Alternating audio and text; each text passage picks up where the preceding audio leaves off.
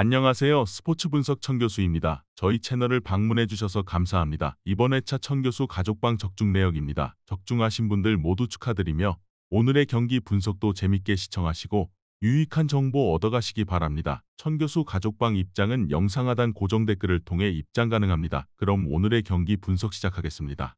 3월 22일, 23일 국내와 해외 축구 총 8경기 분석 시작하겠습니다. 첫 번째로 광주FC 대 포항 스틸러스 경기 알아보겠습니다. 먼저 광주는 이정효 감독 체제에서 5-3-2 포메이션을 활용하며 강한 압박과 빠른 공격 전개를 중심으로 경기를 운영하는 팀이다.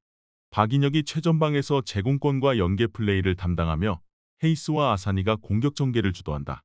최경록과 오우성이 중원에서 유기적인 패스 플레이를 펼치며 수비적으로도 안정적인 모습을 보인다. 특히 광주는 최근 경기 흐름이 좋으며 이번 경기에서도 홈이점을 바탕으로 적극적인 플레이를 펼칠 가능성이 높다. 이어서 포항은 박태하 감독 체제에서 4-4-2 포메이션을 활용하며 측면을 활용한 빠른 공격 전개를 선호하는 팀이다. 하지만 올 시즌 개막 이후 아시아 챔피언스 리그 경기까지 포함해 단 한 번도 승리를 거두지 못하며 최악의 흐름을 보이고 있으며 팬들 사이에서 박태하 감독 아웃 여론이 형성될 정도로 팀 분위기가 좋지 않다. 추가적으로 포항은 메인 플레이어 완델손이 장기 부상으로 전력에서 이탈했으며 중원의 핵심인 한찬희 또한 전북전에서 부상으로 교체 아웃되며 출전 여부가 불투명한 상태다. 이로 인해 포항은 공격과 중원에서 공백이 발생하며 정상적인 경기 운영이 어려울 가능성이 크다.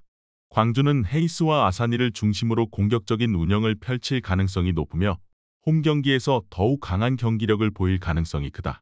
반면 포항은 승리를 거두지 못하는 부진 속에서 팀 분위기가 최악이며 핵심 선수들의 이탈과 조르지의 실망스러운 경기력으로 인해 전력 누수가 심각한 상태다.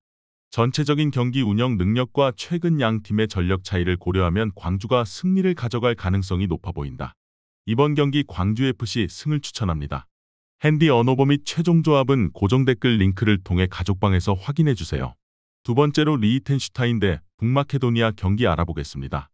먼저 리히텐슈타인은 흰푸슈티크 감독 체제에서 3-5-2 포메이션을 활용하며 수비적인 경기 운영을 선호하는 팀이다. 사흘람과 노타로가 최전방에서 공격을 이끌며 마이어가 중원에서 수비와 공격을 조율하는 역할을 맡는다. 최근 1승 2무 2패를 기록하며 경기력은 다소 들쭉날쭉한 모습이며 이번 경기에서도 밀집 수비를 활용해 실점을 최소화하려 할 가능성이 크다. 이어서 북마케도니아는 밀레프스키 감독 체제에서 4-2-3-1 포메이션을 기반으로 탄탄한 경기 운영을 펼치는 팀이다.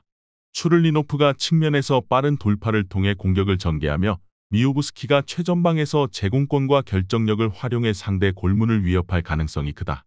또한 트라코브스키가 중원에서 경기 조율을 담당하며 측면과 중앙을 연결하는 역할을 수행할 것으로 보인다. 최근 5연승을 기록하며 팀 분위기가 최고조에 달해 있으며 강한 자신감을 바탕으로 경기에 임할 가능성이 높다. 북마케도니아는 최근 5연승을 기록하며 강한 상승세를 유지하고 있으며 포백 전술의 장점을 활용해 측면에서 확실한 우위를 점할 가능성이 크다. 반면 리히텐슈타인은 수비적으로 운영할 가능성이 높지만 측면 수비에서 수적 열세를 보일 가능성이 크다. 특히 북마케도니아의 빠른 측면 공격과 미오브스키의 결정력을 고려했을 때 경기 흐름이 북마케도니아 쪽으로 기울 가능성이 높다. 이번 경기 북마케도니아 승을 추천합니다. 핸디 언어버 및 최종 조합은 고정 댓글 링크를 통해 가족방에서 확인해주세요.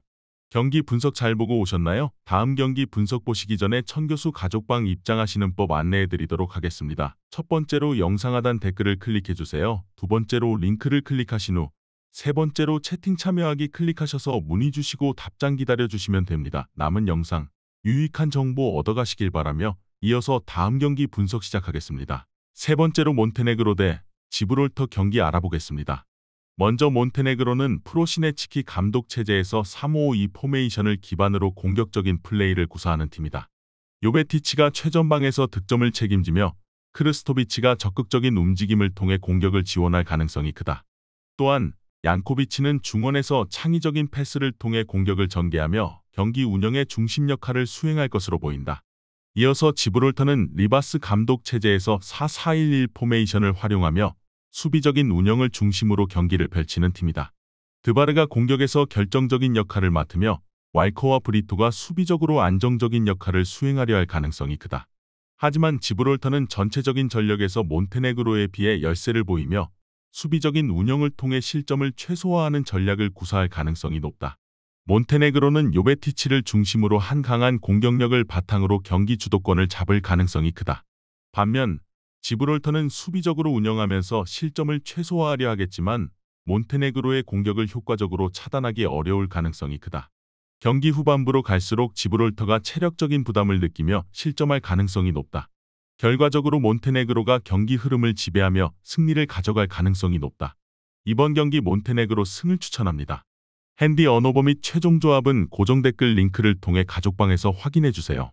네 번째로 몰도바 대 노르웨이 경기 알아보겠습니다. 먼저 몰도바는 클레스첸코 감독 체제에서 3-5-2 포메이션을 활용하며 밀집 수비를 통해 상대 공격을 차단하는 전술을 선호하는 팀이다. 포스톨라치와 니콜라 에스쿠가 최전방에서 득점을 노리며 카이마코프가 중원에서 경기 조율을 맡는다.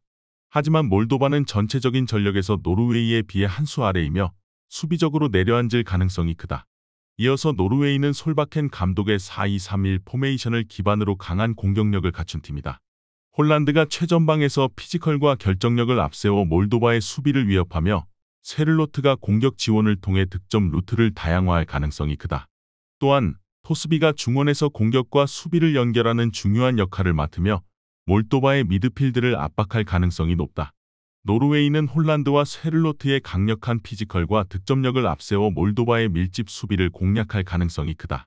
반면 몰도바는 수비적으로 운영하면서 실점을 최소화하려 하겠지만 경기 내내 노르웨이의 압박을 견디기 어려울 가능성이 크다. 후반으로 갈수록 몰도바가 체력적인 부담을 느끼며 실점할 가능성이 높다. 결과적으로 노르웨이가 경기 흐름을 지배하며 승리를 가져갈 가능성이 높아 보인다. 이번 경기 노르웨이 승을 추천합니다. 핸디 언어버 및 최종 조합은 고정 댓글 링크를 통해 가족방에서 확인해주세요. 경기 분석 잘 보고 오셨나요? 다음 경기 분석 보시기 전에 천교수 가족방 입장하시는 법 안내해드리도록 하겠습니다. 첫 번째로 영상 하단 댓글을 클릭해주세요. 두 번째로 링크를 클릭하신 후 세 번째로 채팅 참여하기 클릭하셔서 문의 주시고 답장 기다려주시면 됩니다. 남은 영상 유익한 정보 얻어가시길 바라며 이어서 다음 경기 분석 시작하겠습니다. 다섯 번째로 이스라엘 대 에스토니아 경기 알아보겠습니다.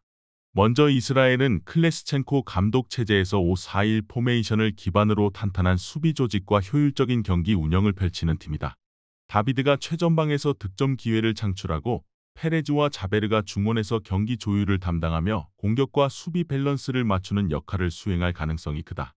특히 이스라엘은 홈에서 굉장히 강한 모습을 보이는 팀이며 전략적으로 영리한 플레이를 구사하는 것이 강점이다. 선수들의 전술 이해도가 높아 조직적인 경기 운영을 바탕으로 상대를 압박하는 스타일을 보일 가능성이 높다. 이어서 에스토니아는 위르게넨 감독 체제에서 4-2-3-1 포메이션을 활용하며 수비적인 운영을 기반으로 역습을 노리는 전술을 선호하는 팀이다. 야코블레프가 최전방에서 공격을 주도하며 시냅스키와 팔루메츠가 중원에서 수비적 역할을 수행하면서 경기 흐름을 조율할 가능성이 크다. 하지만 이스라엘 원정 경기에서 수비적으로 버티는 것이 쉽지 않으며 상대의 강한 압박에 고전할 가능성이 크다. 이스라엘은 홈에서 매우 강한 모습을 보이며 전략적으로도 영리한 플레이를 펼치는 팀이다. 특히 선수들의 전술 이해도가 높아 효율적인 경기 운영을 통해 상대를 압박할 가능성이 크다. 반면 에스토니아는 수비적인 운영을 통해 실점을 최소화하려 하겠지만 이스라엘의 강한 압박과 조직적인 경기 운영을 효과적으로 차단하기 어려울 가능성이 크다. 이번 경기 이스라엘 승을 추천합니다. 핸디 언어버 및 최종 조합은 고정 댓글 링크를 통해 가족방에서 확인해주세요.